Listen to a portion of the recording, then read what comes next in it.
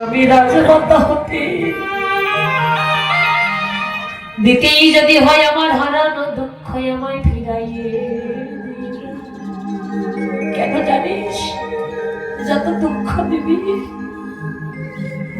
যত কষ্ট দিবি, তত বদনে আমি কৃষ্ণ কৃষ্ণ বলে কেঁদে। শুনেছি এই জগতে কাদাই নাকি জীবের ভজন, কাদাই নাকি জীবের সাধন, না কাঁদলে নাকি তোর কৃপা কোনোদিন লাভে করা যায় না। তাই যত পারিস তুই আমায় দুঃখ দে, আমায় কষ্ট দে, যত দুঃখ দিবে যত কষ্ট দিবে আমি তত বদনে কৃষ্ণ কৃষ্ণ বলে কেঁদে বেড়াবো। কৃষ্ণ, যদি কৃষ্ণ বলে কেউ কাঁদিতে পারে, মহাজনের বদনে শুনেছি যদি একেবারে কেউ কৃষ্ণ কৃষ্ণ বলে কাঁদিতে পারে, তবু তার কাঁদা জানো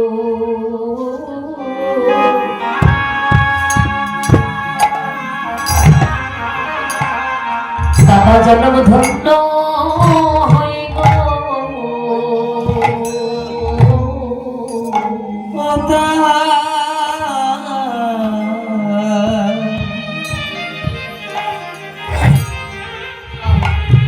তার কাদা জন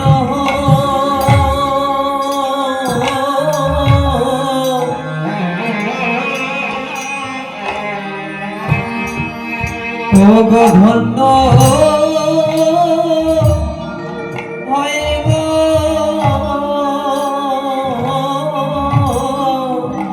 যদি একেবারে কেউ হা কৃষ্ণ বলে,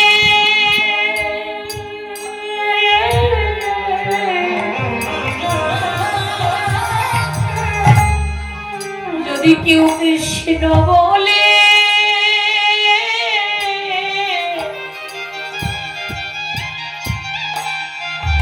কৃষ্ণ বলে কাঁদিতে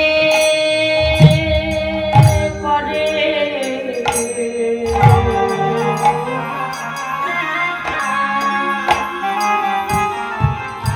শুনেছি তারে কাদা জন কাদা জন ধন্য হয় গো। যদি কৃষ্ণ বলে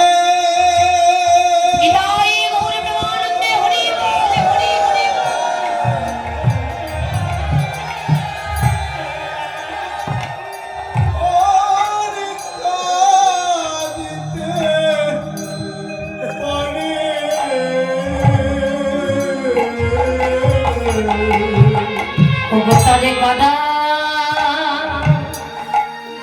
জন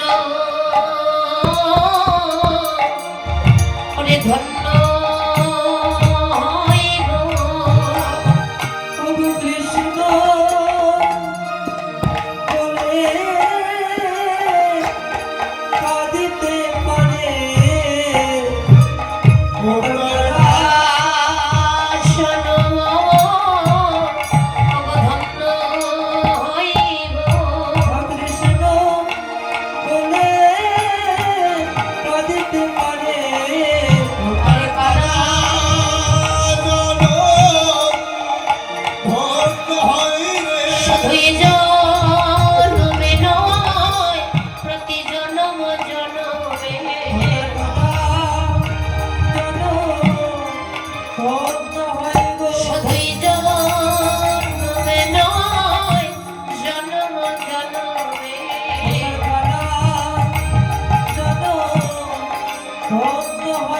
যদি কৃষ্ণ বলে কেহ কাঁদিতে পারে,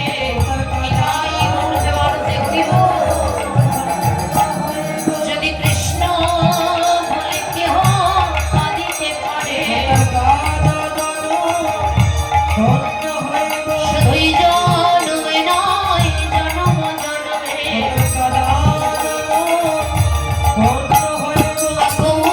তোমার হলাম বলে কাদা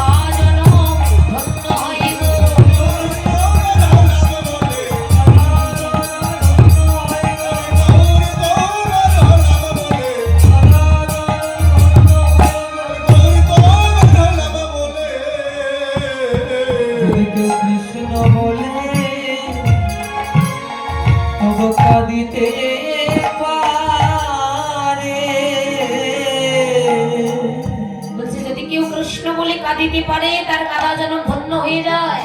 যে যত সকাল সকাল কৃষ্ণ বলে কাঁদবে তার তত সকাল সকাল কৃষ্ণ কৃপা হয়ে যাবে। আজকে যদি কেউ কৃষ্ণ বলে দুফোঁটা নয়নের বাড়ি ঝরাতে পারে তবে সেদিন তোদের আর কাঁদিতে হবে না। আজকে যদি কেউ কৃষ্ণ বলে কাঁদতে পারে সেদিন আর কাঁদিতে হবে না। কোনদিন?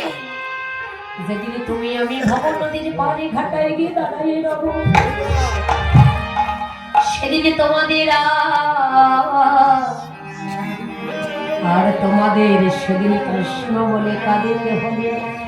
কিন্তু অপরাধী জীব হরি নামে গৌর নামে কৃষ্ণ নামে অন্তরে কাঁদে না, প্রাণে কাঁদে না, নয়নে জল আসে না, কত জনমের অপরাধী। গৌর হরি বল। তাই আমাদের মতো জীবকে শিক্ষা দিবার লাগে ভগবানের আজকে লীলা। হরি বল। আরে মনো গৌরাঙ্গ বিধন। এখানে আরে মনো শব্দের অর্থ হলো পতিত হওয়া, আরে মনো শব্দের অর্থ হলো কঙ্কাল হওয়া। নদিয়ার মাঝে কে বা পতিত হলেন আর কে বা কঙ্কাল হলেন?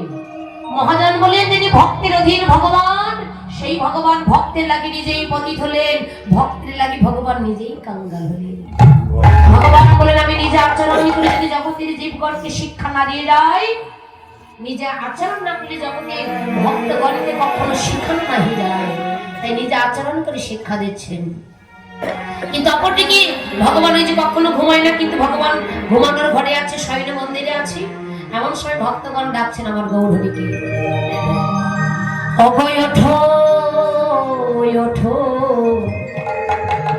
গোডা চাঁদ নেশে মহা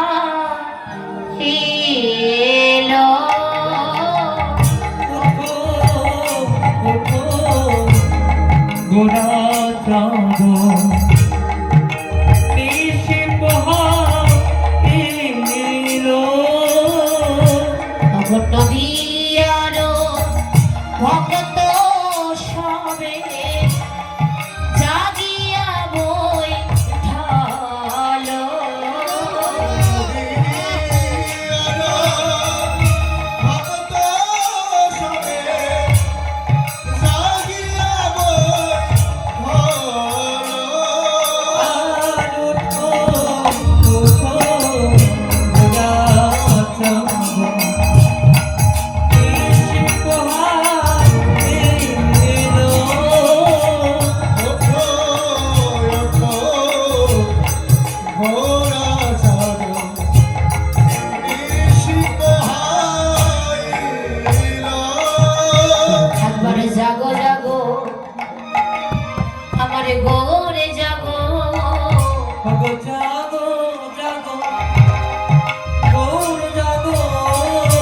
তুমি আরে ঘুমাইয়ে দেখো না গো, একবার জাগো জাগো আমার গৌরে জাগো।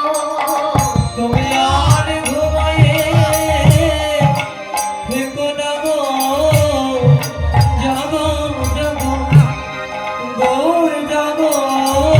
তুমি আরে ঘুমাইয়ে দেখো না গো, একবার জাগো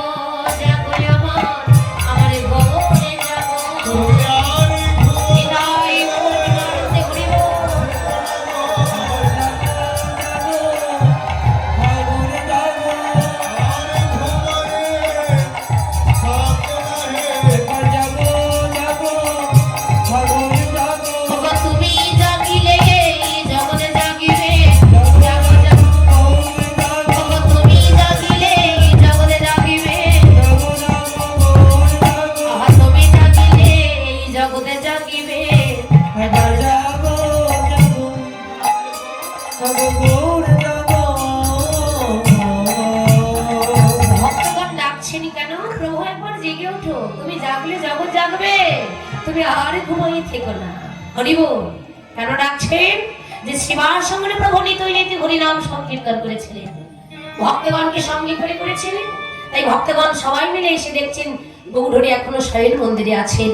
তাই সমস্ত ভক্তগণ ডাকছেন প্রভু একবার তুমি জেগে ওঠো। শাস্ত্রকার শাস্ত্রে কলম দিলে অল্প ভাগ্যে হয় না গৃহে হরি নাম সংকীর্তন, আবার অল্প ভাগ্যে হয় না গৃহে বৈষ্ণব সেবা।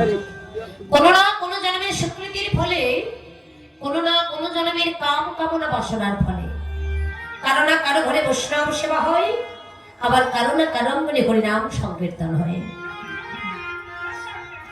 এক জন্মের সুকৃতির ফল নয়, পূর্ব জন্মের সুকৃতির ফল না থাকলে, দেখুন বললেন কোনো না কোনো জন্মের সুকৃতির ফল না থাকলে এটা কিন্তু সম্ভব নয়। ভগবানকে স্বর্ণথালে রাজভোগ সেবা দিয়েছিল কে? অহংকারী দুর্যোধন। ভগবান কিন্তু সেবা করেনি।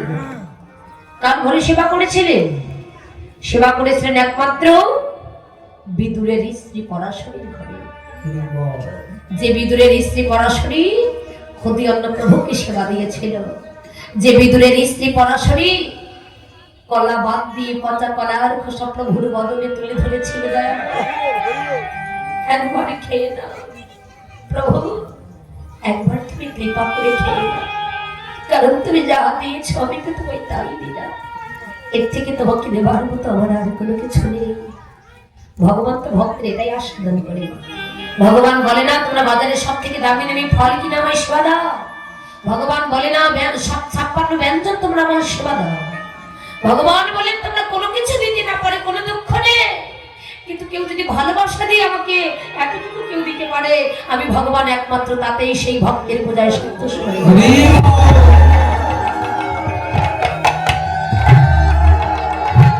ভগবান চাই না দামি দামি ফল দাও, 56 ব্যঞ্জন তোমরা আমায় সেবা দাও, কিছু চাই না। তিনি সর্বৈশ্বর্যপূর্ণ ভগবান, তার কোনো জিনিসের অভাব নেই। একটা জিনিসের অভাব, একটা জিনিসের কামনা। বলেন কেউ যদি একবার আমায় ভালোবাসা দিয়ে ভালো রাখতে পারে, আমি ভগবান জনমের মতো দাবি হয়ে যাব। কিন্তু এমন ভালোবাসা দিয়ে কজন রাখতে পারি? আর হরিনাম সংকীর্তন করেছিলেন প্রভু একমাত্র শ্রীবাস অঙ্গনে। সেই শ্রীবাসকে পরীক্ষা করবার জন্য একদিন শ্রীবাসকে ডেকে বলেন, শ্রীবাস, ও শ্রীবাস, আমি আগামী কালীন ব্রহ্ম মুহূর্তে তোমার গৃহে হরিনামের হরণ বসাবো।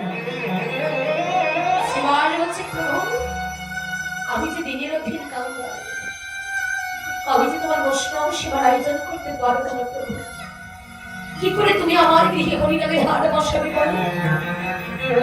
শ্রীবাসটাকে তত্ত্বে বলেন শ্রীযোগ বাস। শ্রী শব্দের সুন্দর, বাস শব্দে বাসা। এ জগতে যাদের সুন্দর বাসা রয়েছে তারাই তো শ্রীবাস। অনেকে প্রশ্ন করতে পারেন, মানে আমাদের তো সুন্দর বাসা নেই, তাহলে আমরা কি শ্রীবাস হতে পারলাম না? জাগতিক জগতে বাসা বাড়ি নয়, শ্রীযোগ বাস। শ্রী শব্দের সুন্দর, বাস শব্দে বাসা। এ জগতে যাদের হৃদয় বাসাটা সুন্দর, এই জগতে যাদের হৃদয় বাসাটা পবিত্র, জগতে একমাত্র তারাই হলেন শ্রীবাস। তার প্রত্যেক প্রমাণ আজ এখানে শ্রীবাসকে জানো, এখানে শ্রীবাস আছে শ্রদ্ধা পূজনীয় আমার কমিটির বাবারা, কমিটির দাদা ভাইয়েরা। কেন জানো? এনাদের হৃদয়ে যদি কৃষ্ণ প্রেম ভক্তি না থাকতো, কোনো দরকার ছিল না, কোনো প্রয়োজন ছিল না। দিনের পর দিন, রাতের পর রাত, আহার নিদ্রা সংসার কর্ম সবই কিছু ফেলে রেখে এই যে হরিনামের পিছনে অক্লান্ত পরিশ্রম করেছি। কেন? হৃদয়ে হয়তো একটাই বাসনা, প্রভু দিয়েছে স্বাদের দুর্লভ বাদন করে জন্ম, এই জন্ম তোমার সেবায় লাগাতে না পারি, কিন্তু এইটুকু কৃপা করো, এই জন্ম যেন আমরা তোমার প্রাণ প্রিয় ভক্তের চরণ সেবায় লাগাতে পারি।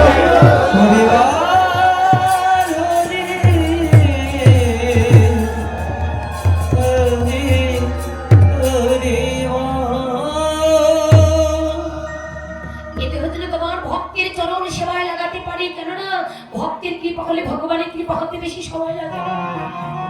হরে